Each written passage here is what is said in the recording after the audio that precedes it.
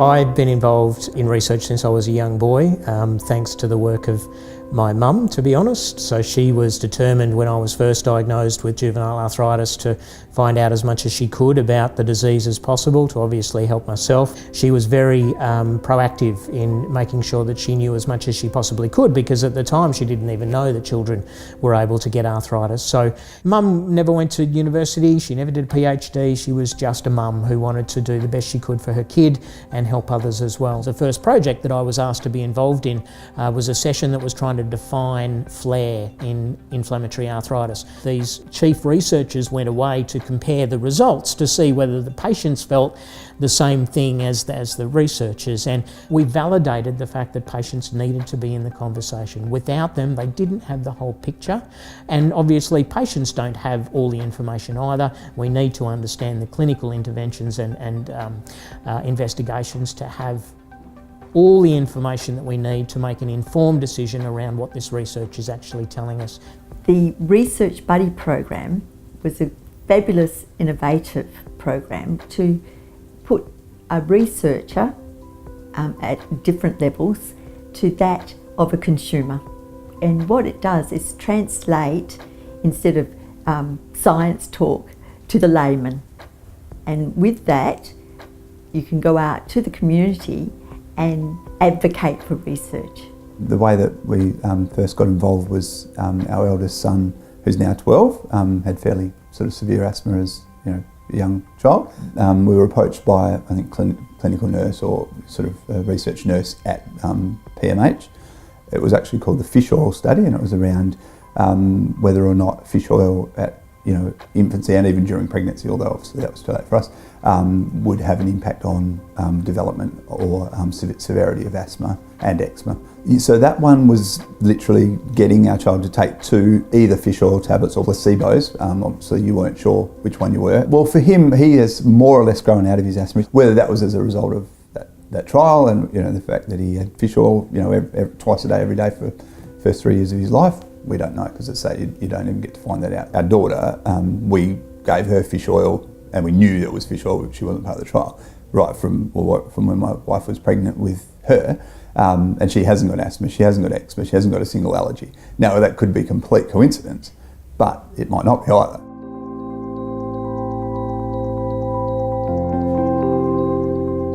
Since I retired last year, I've been working with the community network at UWA, at Curtin, and ECU, helping as a community rep, giving feedback on their research projects.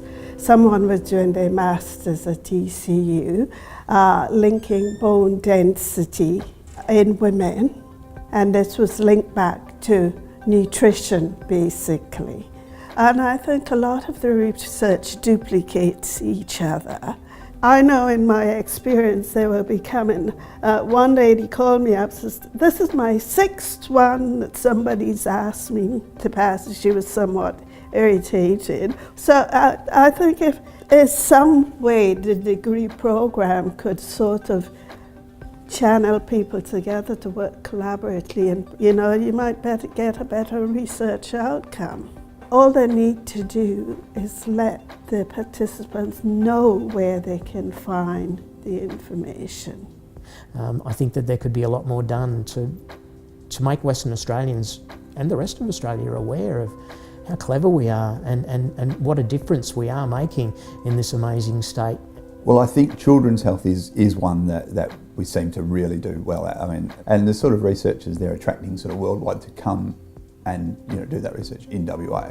To me, that shows me that we must be doing a lot right, and even just for the kids to know that they were part of research and that they would now, as when they get old enough, participate themselves, and when they have kids, involve their kids because they know how important it is. I think that's a huge benefit.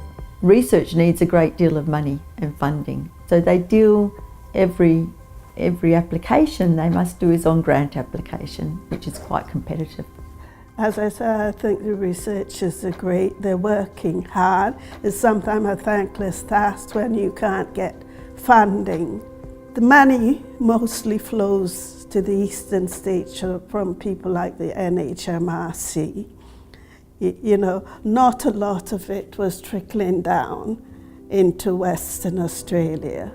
I certainly think that we've got a little way to go, but the understanding and the value that it adds is widely known, and everybody from the researchers to the consumers to the funding bodies to the universities and the hospitals and health departments are all embracing this opportunity, understanding the value that it brings, and the best thing nowadays is that health consumers are actually driving research in many cases, so health consumers are coming up with the questions that need to be answered. But if the health consumers are saying, hang on, we really need to know the answer to this, and then some wonderful researchers say, well, I'll do that for you, then we build a partnership, we collaborate.